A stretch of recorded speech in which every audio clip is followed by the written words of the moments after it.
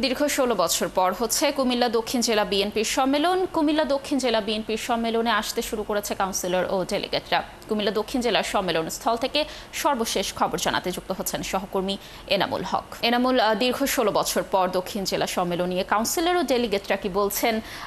সম্মেলনে কারা কারা উপস্থিত হয়েছেন, আপনার কাছে কি তথ্য রয়েছে জানাবেন।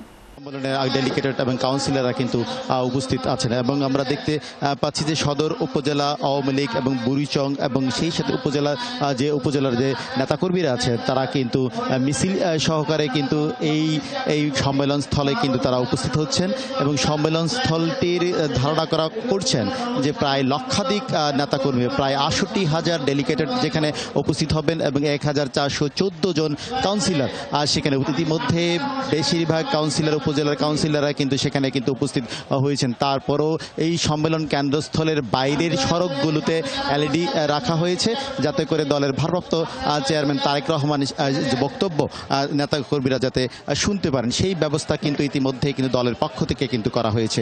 এবং এই সম্মেলনকে কেন্দ্র করে আগামী দিনে কুমিল্লার বিএনপি রাজনীতি, যে কুমিল্লাতে বিএনপির একটি দুর্গ হিসেবে পরিচিত ছিল, সেই বিএনপির রাজনীতিতে দুর্গের ফিরে পাওয়ার যে প্রয়াসটি সেটি কিন্তু তারা কিন্তু বলছেন এবং নেতাকর্মীরা ইতিমধ্যে উচ্ছ্বাসিত, আনন্দিত এবং উদ্বেলিত এবং তারা কিন্তু বলছেন যে এই নেতাকর্মীদের মধ্যে একটি প্রাণের সঞ্চার জেগেছে।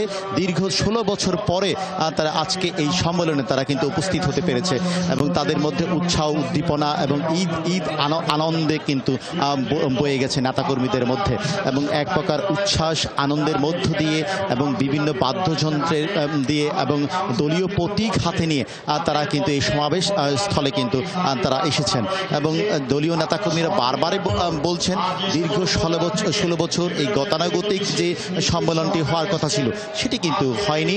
শুধুমাত্র সেই বিগত সরকারের আমলের সেই শোষণ নির্যাতনের ফলে তারা কিন্তু সম্মেলনে কিন্তু উপস্থিত হতে পারেননি।